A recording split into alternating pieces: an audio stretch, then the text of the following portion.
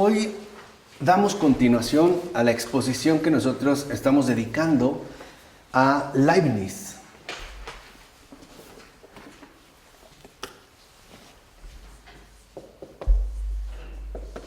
Y recordarán que en la última ocasión nosotros mencionamos la postura general que mantiene Leibniz con respecto a su tesis central de que este mundo es el mejor de los mundos posibles, ¿no? Y todas las implicaciones que tenía y sobre todo las discusiones, las polémicas, las controversias que va a establecer con sus respectivos predecesores en el campo de la filosofía, y buscará pues como una alternativa más armada, más sólida, incluso metafísica, para dar razón del sentido que poseería el mundo en su conjunto. Ahora, en base a lo que vimos la ocasión anterior, nos podemos plantear la siguiente pregunta. En un mundo como este, es decir, como el que plantea Leibniz, en tanto se trataría del mejor de los mundos posibles, ¿hay alguna razón de peso para hacer algo en lugar de otra cosa? ¿Habría alguna razón realmente para hacer esto en lugar de aquello? Y el que yo haga algo, sea lo que sea, o nada, ¿no probaría eso precisamente que este comportamiento era la mejor opción posible? Vamos, porque ahí hay un problema. Si este es el mejor mundo, ¿no? O el mejor mundo posible, o el mejor mundo que Dios mismo ha creado, pues entonces habría situaciones que nos costaría por lo menos trabajo en términos de razones asimilar. Por ejemplo, ¿realmente ha sido lo mejor que yo omitiera tal cosa? ¿O que yo haya hecho esto en lugar de aquello? Por ejemplo, no sé, desde algo tan importante como a lo mejor estudiar derecho en lugar de medicina, o simple y sencillamente no estudiar, o decidirme divorciar, ¿no? Y separarme en lugar de mantenerme junto a, etcétera. O sea, ya hay cuestiones pues de peso que uno se puede plantear. Ahora, en un sentido, la respuesta que da Leibniz puede resultar tan tajante como la que diera en su momento San Agustín a la pregunta que conduce a lo siguiente: ¿cómo puede ser compatible entonces el libre albedrío, ¿no?, que poseemos con la presciencia de Dios? O sea, si realmente Dios posee esta presciencia y sabe todo exactamente de la manera en la que va a ocurrir, entonces, ¿qué cabida hay para nuestro libre albedrío? O sea, ¿realmente somos libres para actuar o no? Esta sería, digamos, una de las conclusiones. Entonces, por ejemplo, San Agustín decía que Dios sabe perfectamente bien lo que nosotros haremos libremente. Ya lo sabe, ¿no? Aunque nosotros lo hagamos, Él ya lo sabe. Y Leibniz, siguiendo esta opinión, va a añadir algo en particular: que el mejor de los mundos solo puede ocurrir mediante las causas que se requieren para que ocurra. Es decir, como nuestras propias acciones de ahora. Entonces, para Leibniz, algo que resulta fundamental es la cuestión de las causas.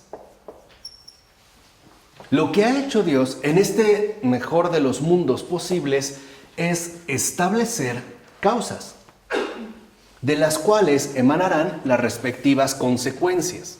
Pero para Leibniz, las consecuencias en sí resultan ser más bien de índole secundario. Lo importante son las causas puestas, de las cuales en efecto procedería todo lo demás.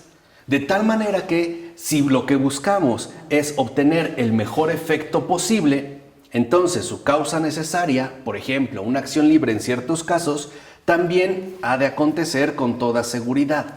Y es lo que Dios previó, de acuerdo con Leibniz, al optar por crear este mundo que de hecho las contiene. Entonces, de acuerdo pues con Leibniz, la solución que ofrece es que estas causas nos permitirían a nosotros llevar a cabo determinados efectos. Y que Dios lo que realmente establece no son los efectos, o llamémosle si quieren así, consecuencias, sino las causas. Por ejemplo, si nos ha dado libertad, esa sería como una causa originaria para nuestro respectivo obrar. Ahora, que obremos bien o mal sería un efecto de la causa, pero no es necesariamente lo que adquiriría en todo caso un peso, o el peso mayor. Ahora, este planteamiento de Leibniz ciertamente parece provocar más problemas para la moralidad, que es, digamos, como el campo en el que nos estamos desenvolviendo, de los que de hecho resuelve. Porque prácticamente hace de nosotros una especie de un mecanismo complejo cuyo comportamiento es totalmente dictado por una elección previa sobre la que de hecho no tendríamos ni voz ni voto. O sea, a partir de estas causas, lo que establece Leibniz es la aparición de determinados mecanismos, que también sería aplicable para cada uno de nosotros, puesto que obraríamos en base a una elección dada que nosotros, en síntesis, no hemos elegido, ¿no? Por decirlo así, nosotros nos moveríamos como aquel muñeco impulsado por la cuerda que se le dio. Pero nosotros no decidimos la cuerda ni ponernos en marcha. Simplemente lo hacemos en base a lo que en principio ha quedado establecido. En este caso, en base a las causas. De ahí pues que Leibniz se atreva a decir que el alma humana es una especie de autómata espiritual. Claro, porque siguiendo con su planteamiento, el alma humana, ¿no?, incluida, digamos, dentro de estos mecanismos de funcionamiento, ¿no?, particular, bien o mal, no importa, sino de funcionamiento, pues quedaría reducida como una especie de autómata espiritual. De hecho, es las palabras que utiliza literalmente Leibniz en su Teodicea. Nosotros seríamos como autómatas aún en el ámbito espiritual. Es decir, ya estaríamos nosotros en movimiento a partir de principios o causas que simple y sencillamente no hemos establecido. Ahora, dirá Leibniz, siguiendo esta línea, que lo que hace que un acto resulte moralmente necesario es que lo sea para alcanzar el bien que la gente se propone.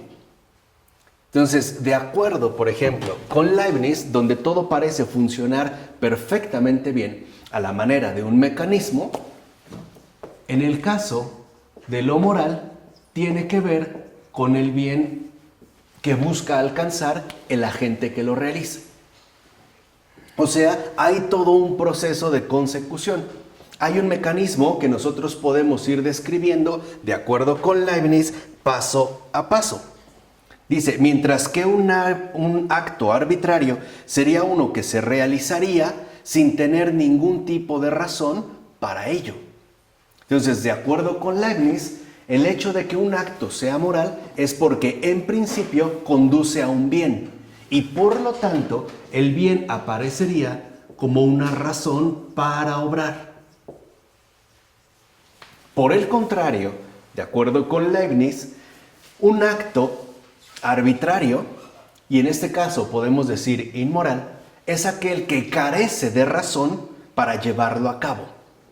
Porque en último término, ni siquiera está apuntando al bien que el agente, la persona, pretende alcanzar. O sea, un poco lo que quiero que vean es que para Leibniz pareciera que todo está perfectamente bien establecido. Y por ello, dirá Leibniz, que lo que nosotros llamamos libertad de acción existe dentro del campo de lo moralmente necesario. O sea, cuando nosotros realmente decimos que actuamos de manera libre, es porque lo hacemos dentro del campo de lo moralmente necesario. O sea, que poseemos una razón para obrar, que en último término nos conduce al bien. Y dice Leibniz que Dios siempre actúa libremente, porque siempre conduce al bien. Acuérdense, ¿no? Esa es la tesis fuerte de Leibniz. Siempre conduce al bien. Y justamente porque Dios conduce siempre al bien al mundo, es que posee a sí mismo esa razón necesaria para poder obrar. Dice, ahora nosotros puede ser que actuemos libremente, pero puede ser que no. O sea, puede ser que sí o que no.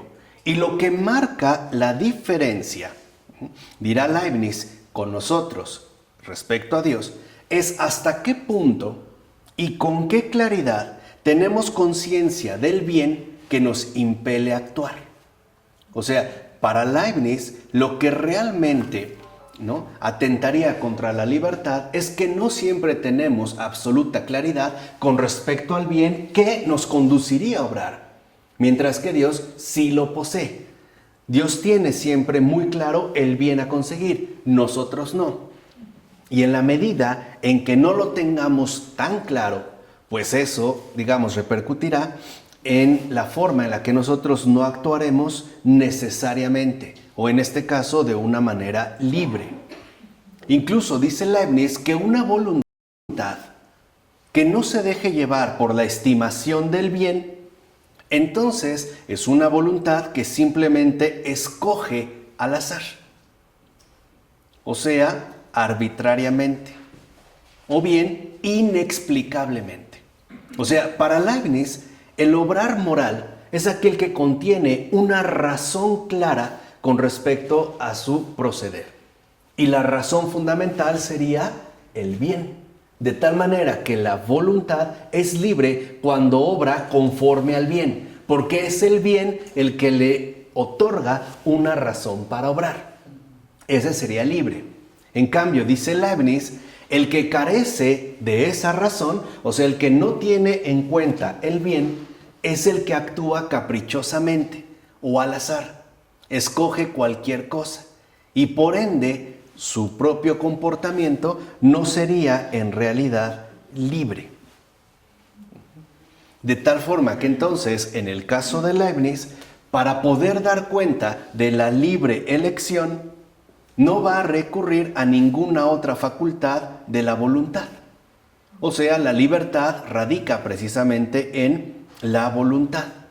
Y lo que nosotros llamamos libertad, dirá Leibniz, es una cuestión de grado.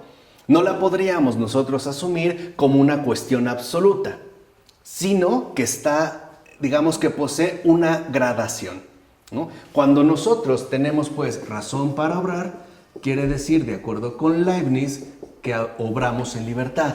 Pero, a su vez, la libertad es una cuestión de grado. No es, por decirlo de esta manera, un absoluto. ¿Qué diferencia entre libertad de absoluto y libertad de grado? Dios y la criatura. No tengo. Sí. La libertad de Dios es absoluta porque siempre obra con una razón fija en el bien. Mientras que nosotros, al no tener tan claro el bien que de hecho deberíamos perseguir, entonces hace que nuestra libertad no alcance esa condición de absoluto, sino que quedará más o menos afectada por la cantidad o la capacidad que tengamos para clarificar la razón que nos conduce a obrar. O sea, aunque a veces nosotros digamos, por ejemplo, que obramos libremente, tal vez lo estamos haciendo azarosamente o caprichosamente, porque no tenemos perfectamente bien claro cuál es el bien que nos está conduciendo a la acción. Mientras que Dios, por su parte, sí lo tendría todo claro. De hecho, Leibniz sostiene que cuanto más claras y distintas sean las percepciones mediante las cuales somos inducidos al bien, entonces seremos más espontáneos. O sea, que actuaremos con más libertad y con más actividad.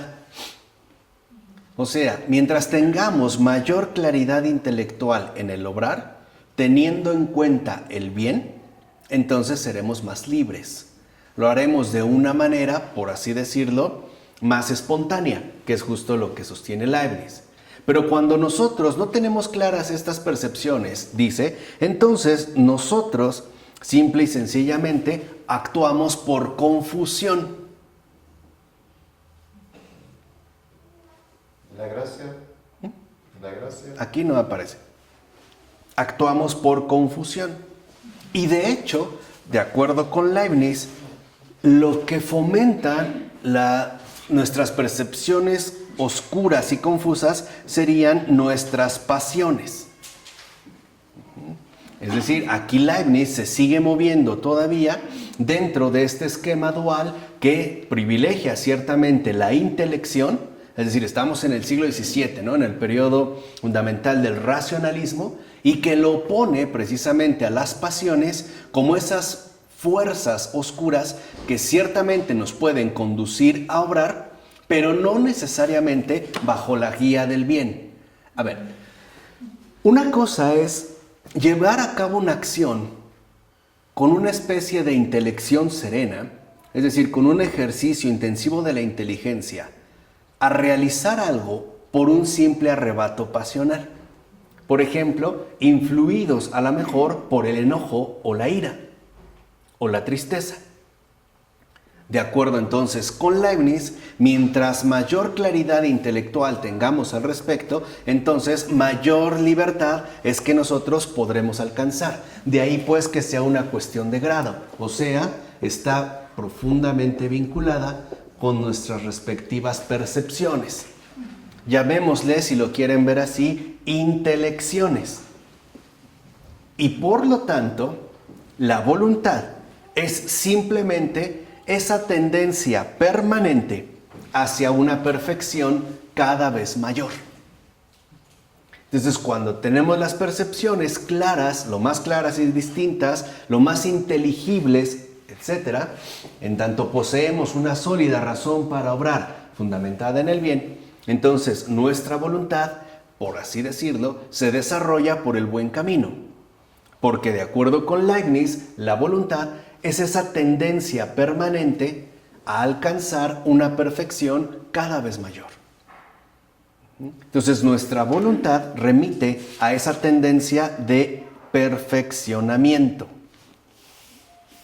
Por eso, para Leibniz, es mejor decir que es el alma entera la que entiende razones, siente inclinaciones y además decide según predominen las representaciones que modifican su fuerza activa. Entonces, en este caso, nuestras percepciones remiten a esas fuerzas activas que en último término influyen de manera decisiva en cada uno de nosotros.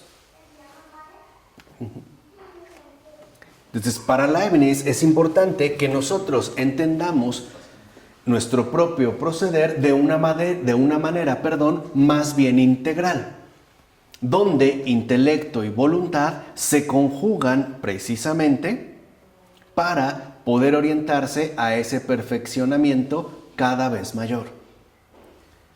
Leibniz, que sí era un erudito, ¿no? Y sí había leído y con seriedad a sus predecesores, básicamente podemos decir que a todos, o casi a todos los que resultaban más relevantes, y como lo mencionamos hace un momento, no es ajeno al planteamiento de un San Agustín.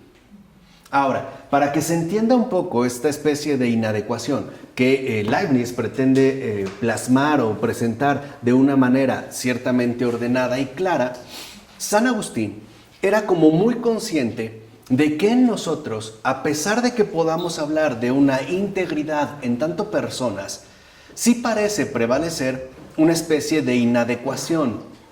Y por ejemplo, con respecto al obrar, San Agustín establece que hay, en esencia, 4 modos particulares para entender el obrar.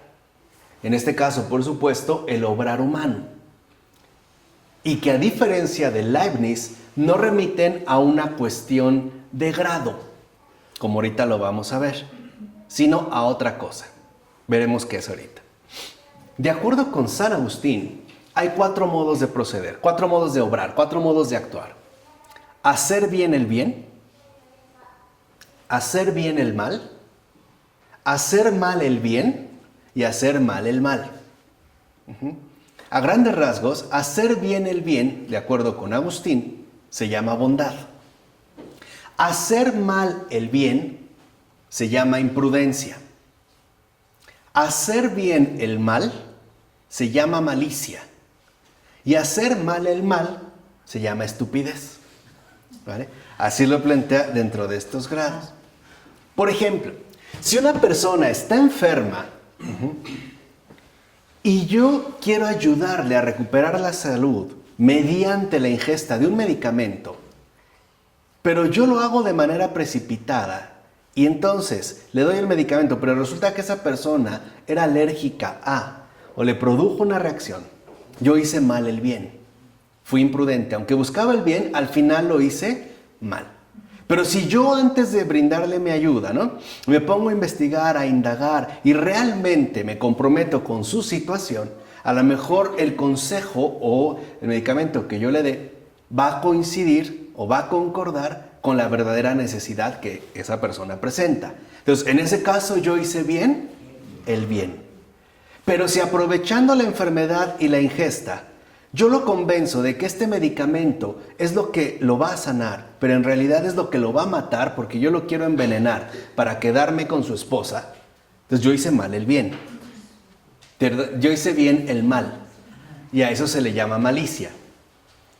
Pero si yo lo que quiero es matarlo, ¿no?, siguiendo esta línea de malicia, y el medicamento que le doy es justamente lo que necesitaba para su recuperación, entonces yo hice mal el mal. Y eso se llama estupidez. Para Agustín la cosa está clara. Hacer bien el bien es propio de Dios. Hacer mal el mal es propio del diablo.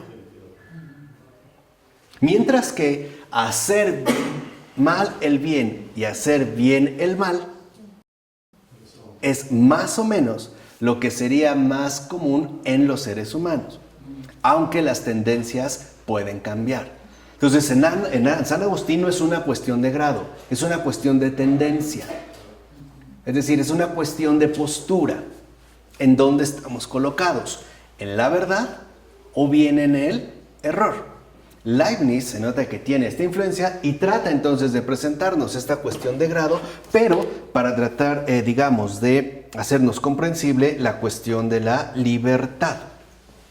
Por eso va a decir Leibniz que los bienes y los males, ¿no?, es decir, las percepciones que siempre nos inducen a actuar, se van a dividir en tres clases: bienes y males metafísicos, bienes y males físicos y, por último, bienes y males morales. Y este planteamiento en el caso de Leibniz sí es interesante. ¿Por qué? Porque cuando habla del bien metafísico se refiere precisamente a la perfección.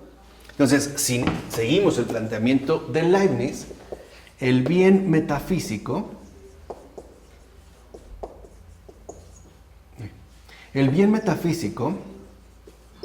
corresponde a la perfección.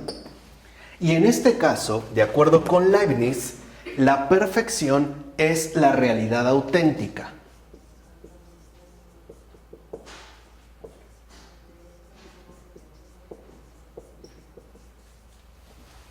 Ese sería el bien metafísico. Es decir, hay una realidad auténtica cuya perfección nosotros no alcanzamos quizá a percibir. Pero eso no significa que no esté fundamentalmente como base de todo este mundo. Sería, por decirlo así, como la causa primordial, esta perfección. Ahí estaría Dios. No necesariamente lo que nosotros podemos ver o experimentar. Además, esta realidad auténtica es algo en lo que todos los seres toman parte en un grado u otro. Es como si habláramos nosotros de la esencia. Sería pues esta esencia la que remitiría a su verdadera perfección y por lo tanto a su realidad auténtica. La perfección entonces no es, como creía Spinoza, una idea confusa provocada por nuestra finitud. No, es más bien, dirá Leibniz, una propiedad objetiva de totalidades complejas. Y por eso les decía que es algo interesante. Porque para Leibniz, la realidad o el bien metafísico corresponde con una realidad objetiva, que de hecho está presente en totalidades complejas. De tal forma que habría algo que en último término no puede quedar limitado a nuestra percepción subjetiva. Ahora, cuanto mayor sea la cantidad de partes que se combinan entre sí, y además que se combinen con armonía y sencillez, entonces mayor será su respectiva perfección. Entonces, dentro de esta complejidad, y que dentro de esta complejidad se combinen con la mayor y absoluta armonía y sencillez, mayor será su perfección. Entonces, en este caso, nosotros podríamos pensar, por ejemplo, en la Trinidad. La Trinidad, ¿no?, correspondería con una variedad de partes absolutamente distintas, pero en este caso conjugadas en absoluta armonía y unicidad, además de sencillez, que 3 es 1. Vamos a ponerlo un poco en estos términos. De tal forma que entonces esto expresaría la mayor realidad y por ende la perfección de la totalidad. Y de ahí pues sucesivamente en todo lo demás. Entonces por eso es que en efecto Dios es la máxima realidad. Además, dirá Leibniz, es el ser más perfecto porque su intelecto comprende con perfecta claridad todas las mónadas, así como lo que está dentro de las mónadas y todas sus respectivas conexiones, cosa que nosotros somos incapaces de ver y por lo tanto seríamos incapaces de percibir. Por eso es que Leibniz va a sostener que toda cosa creada es necesariamente menos perfecta. Y seguimos en la cuestión de grado. Toda cosa creada sería menos perfecto. Ahora, ser menos perfecto significa carecer de alguna realidad.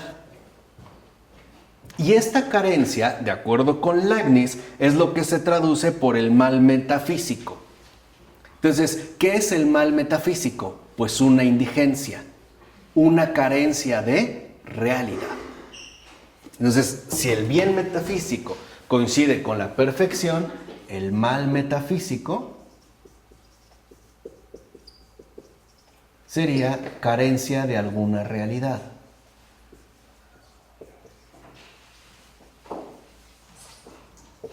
¿Un ejemplo? Y por lo tanto, indigencia.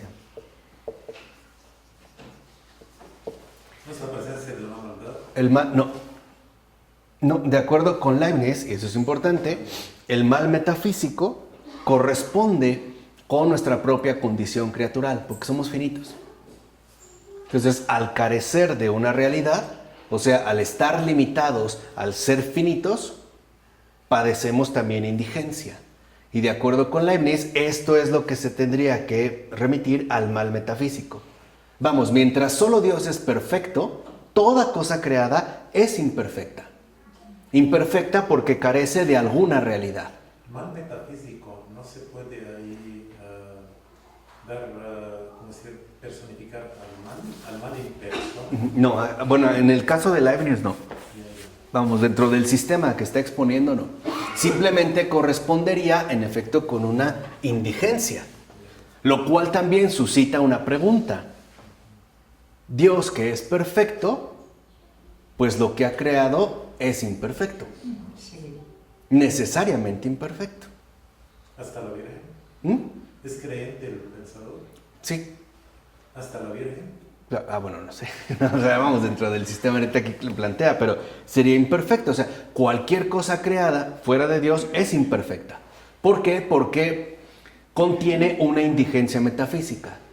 Carecería, pues, de alguna realidad que solo Dios posee. Incomparable. Sí, o sea, sería, digamos, exacto, como en un término de algo incomparable.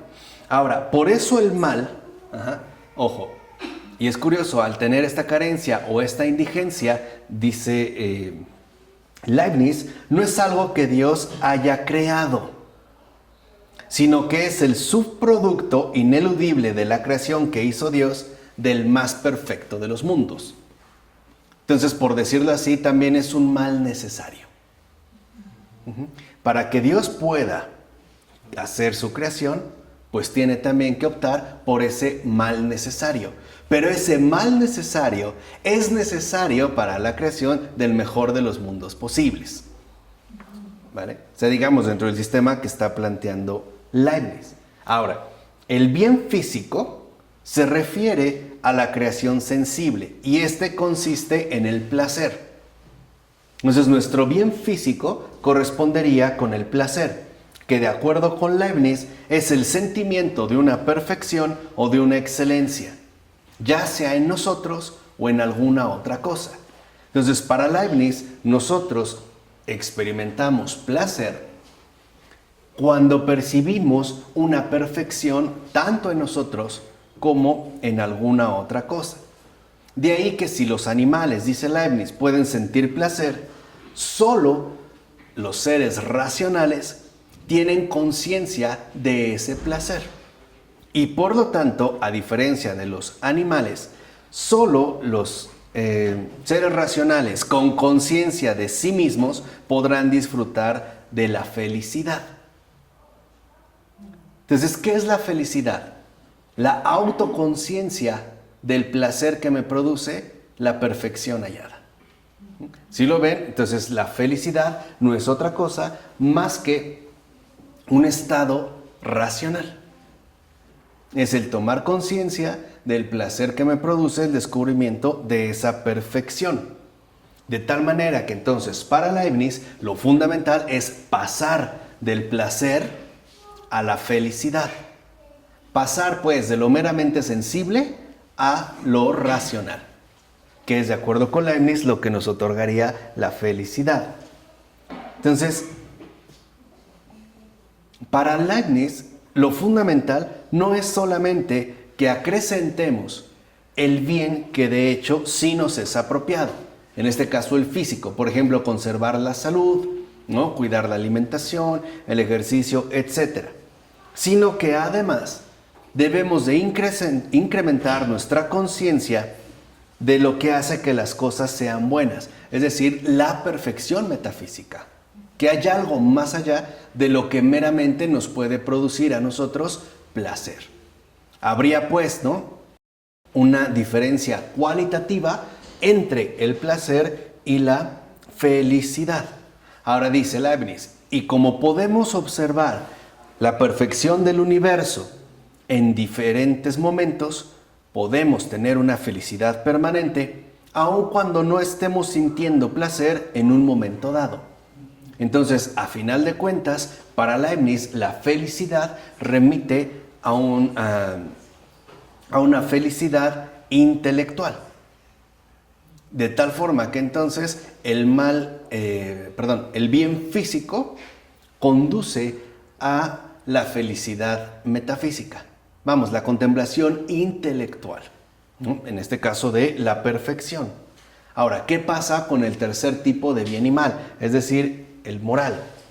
Dice Leibniz que el mal moral consiste en una elección equivocada y que él equipara al pecado. Entonces, para Leibniz, siguiendo su sistema racionalista, el pecado no es otra cosa más que una elección equivocada. Porque una elección equivocada es solo la respuesta desacertada de la voluntad a la confusa percepción de los grados de perfección. O sea, en pocas palabras, ¿qué es el pecado? Pues una falla intelectual. ¿Por qué pecaron Adán y Eva? Pues porque no tuvieron una aplicación plena en su propia capacidad racional. Y por eso incurren en la confusión de las percepciones, podemos decir la tentación que reciben, y de ahí pues que al final la elección que toman sea la equivocada. Además, añade Leibniz que bueno es también considerar que el mal moral no es un mal tan grande, sino porque es una fuente de males físicos. En pocas palabras, ¿qué es un mal moral? Pues aquello que nos produce males físicos. Y que para Leibniz se reducen a dos: el dolor y la desdicha.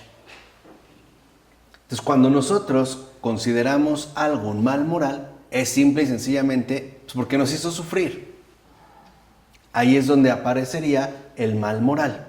Y sobre todo por, la relación que mantiene con los males físicos. El mal moral es aquello que en efecto nos hace sufrir. Y ya podemos empezar a ver cómo dentro de este planteamiento las cosas ya se van saliendo de rumbo. desde hace un momento creo que se puede percibir. Porque entonces la cruz sería el mayor mal de todos. Moral. Sería el mayor mal moral de todos, ¿no? Por el sufrimiento que produce. Vamos, por el dolor y la desdicha. Por eso, para Leibniz, Leibniz no va a definir el pecado en función a la desobediencia a la voluntad de Dios, sino a la elección equivocada que hemos tomado. Entonces, pecamos no porque desobedecemos a Dios, sino porque nos faltó capacidad intelectual. Por eso es que pecamos. Incluso dice, aun si llegáramos a considerar que estamos desobedeciendo a Dios cuando pecamos, lo único que podríamos estar realmente pensando es que ocasionamos menos perfección y por ende menos placer del que ocasionaríamos si tuviéramos percepciones más claras. O sea, de acuerdo con Leibniz, el pecado se acaba a través de la intensificación de nuestra capacidad racional, o sea, de la contemplación intelectual. Y va a decir, el bien metafísico, que lo comprende todo, es causa de que algunas veces haya que dejar el lugar al mal físico y al mal moral. O sea, este mejor de los mundos posibles, este todo armonioso, este mecanismo perfectamente bien integrado, necesita tanto del mal físico como del mal moral para adquirir su categoría de el mejor de los mundos posibles. Entonces, lo primero que nos podemos preguntar es, ¿qué tipo de perfección es esta? ¿De qué tipo de perfección está hablando Leibniz? Es una perfección que necesita al mal, que necesita la imperfección y que necesita la indigencia para poder establecerse precisamente como el mejor de los mundos posibles. De ahí pues, Leibniz también va a sostener que la necesidad física va a estar fundada en la necesidad moral, que ya lo podremos entender a partir de lo que hemos mencionado. Entonces, los grados del ser serían grados de perfección y por lo tanto, de acuerdo con Leibniz, de bondad. Mientras más perfecta, ¿no? Mientras más perfecto es un ser, mayor bondad posee.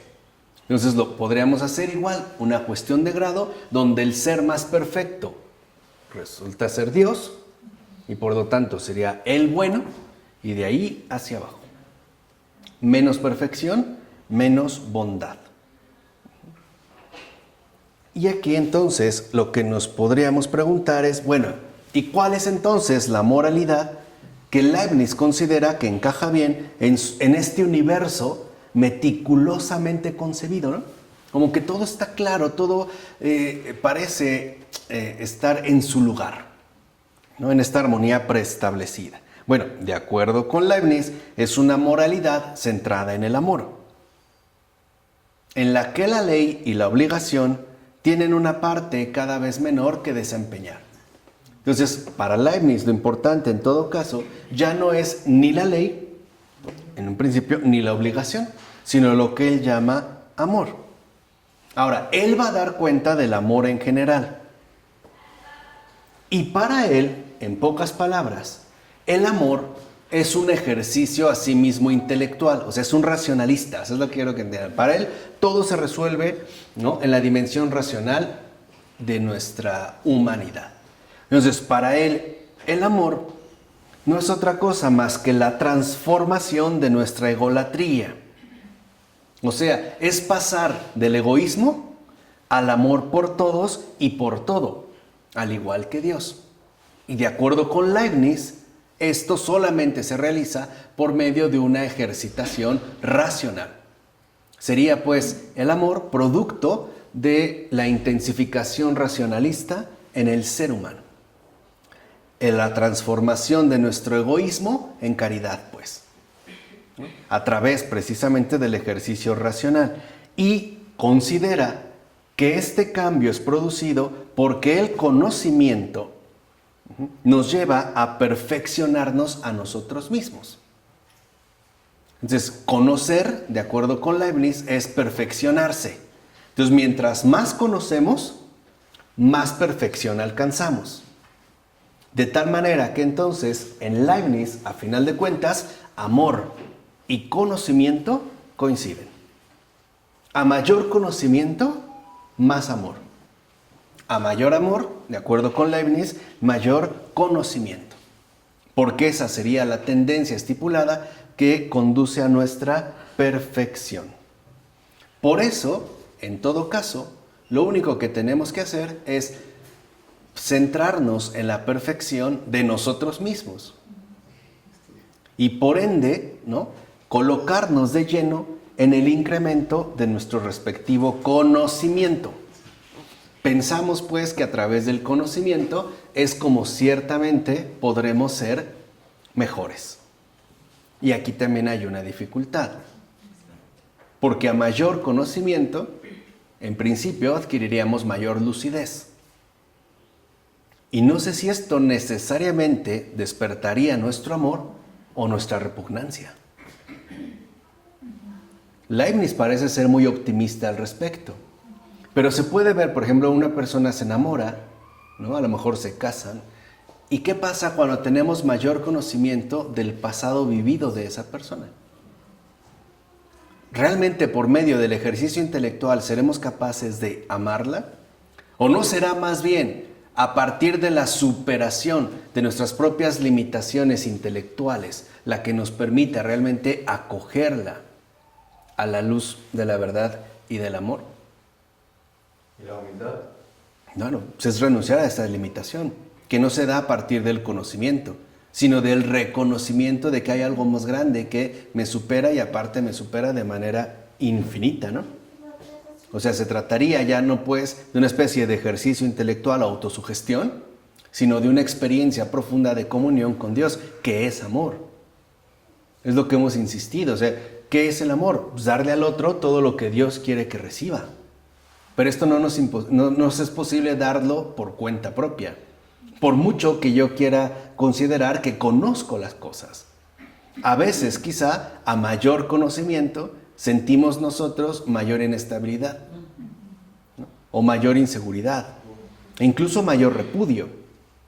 No es tan fácil mantenerse ahí. Pero bueno, Leibniz considera que sí. Además dirá que amar algo es obtener placer de su perfección, o sea, del grado de bondad que posee.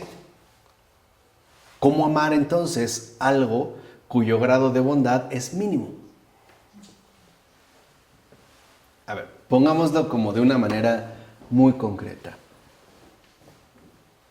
A veces nos es posible amar a una persona fuerte y sana. Pero ¿qué hay de los discapacitados? De los disminuidos, en todo sentido, intelectuales y físicos. ¿Qué hay de los deformes? Donde al parecer de entrada no hay perfección. ¿Estaríamos dispuestos a conceder que entonces tampoco hay bondad ahí? Yo creo que una crítica radical y tajante a este planteamiento racionalista la tenemos en Santa Teresa de Calcuta, donde nos muestra precisamente lo contrario. El amor no es no es una cuestión de perfección e imperfección, sino de servicio y entrega. Y ese servicio y esa entrega no son compatibles con las exigencias racionalistas de la perfección impuesta. O sea, en pocas palabras, el amor no tiene condicionamientos previos. O sea, este es como un punto, creo que muy importante, porque claro, en este mundo parece que todo funciona perfectamente bien. Pero para ser sinceros, pues carece de realismo, ¿no? O sea, el realismo que conlleva, ¿no?, ese amor. Ahora, por eso incluso, ya aquí, en este desvío, Leibniz va a sostener que es por eso que podemos amarnos a nosotros mismos. Y no solo eso, llenarnos de satisfacción al contemplar nuestra propia perfección. ¿No es esa la arrogancia intelectual? Es que se creen sabelotodos, la soberbia, ¿no? Intelectual de que lo han comprendido todo. Ahora, es obvia la conclusión que de ello resulta. Como Dios es el ser más perfecto y feliz, y además es el amor puro y verdadero, pues es el estado que nos hace gustar el placer en las perfecciones y en la felicidad de lo que se ama, como lograremos dar satisfacción al interés propio en máxima medida si amamos a Dios sobre todas las cosas. Entonces, ¿por qué hay que amar a Dios sobre todas las cosas? Porque eso nos autoperfecciona. Porque al amar lo más perfecto, pues yo me asemejo a esa perfección. Y por lo tanto puedo sentirme autosatisfecho. Ahora, no es casual esta referencia que hace Leibniz al amor puro y verdadero. ¿Por qué? Fíjense. Porque Leibniz va a tratar de refutar una opinión teológica sumamente difundida en la época y que además era como vehementemente refutada, según la cual somos capaces de un amor tan puro hacia Dios que incluso podríamos amar nuestra propia condenación si tal fuese la voluntad de Dios. Y Leibniz lo que dice es no. Para poder rebatir esta opinión, va a intentar juntar de nuevo las ideas de placer y perfección, que fueran separadas provisionalmente por Descartes, como ya vimos, y de manera definitiva por Malebranche, como también ya vimos. Lo que dice Leibniz es lo siguiente: al amar siempre somos interesados, siempre vamos en busca de nuestro propio placer, pero no podemos coherentemente pensar en acrecentar es decir, el placer, sin incrementar asimismo la cantidad de perfección que poseemos. Y la única manera de poder incrementar la perfección, el nivel o el grado, mejor dicho, de perfección que poseemos, es a través de conocer y amar a Dios. De tal manera que en la medida en que amemos a Dios, amaremos también a otros seres humanos. Porque Dios ama a los seres en la medida en que contienen perfección. O sea, en pocas palabras, pues también Dios es una razón que ama según las exigencias racionales. Entonces, ¿qué hay de los imperfectos? Vuelvo al caso citado antes. ¿En dónde es que se manifestaría, por tanto, ese amor? Ahora va a decir Leibniz: de entre todas las cosas creadas, el ser humano es la que contiene más perfección. Pero dentro, por así decirlo, de la especie humana hay variables. Algunos somos más, otros menos. Otra vez, cuestión de grado. Y así, en la medida, pues, en la que amamos a Dios, pensamos tal y como Dios piensa. Y aquí es donde ya entra el aspecto, lo que les dije. Pensar conduce a amar. ¿Qué es amar? Pensar. Aparte, pensar como Dios. Es decir, en términos de la perfección. Resumiendo, si amamos a Dios por sobre todas las cosas, entonces es como amaremos al prójimo tal como nos amamos a nosotros mismos. Y es más, solo permaneciendo en este estado es como realmente encontraremos nuestra propia felicidad. Ahí está la recompensa moral de la armonía preestablecida, la autosatisfacción. Si yo amo de esta manera, entonces alcanzaré la verdadera felicidad, que como ya vimos, no coincide necesariamente con el placer. Por eso, para Leibniz no puede haber un conflicto definitivo entre obrar por la propia felicidad y buscar la de los demás. Por eso va a elaborar, además Leibniz, una teoría bastante elaborada, bastante compleja acerca de la justicia. ¿Qué es la justicia? Dice Leibniz. La caridad del sabio. Esto es muy llamativo, ¿no? La caridad del sabio. Ahora, ojo, el peso no está puesto en la caridad, está puesto en la figura del sabio, que es lo que él pretende precisamente proponer.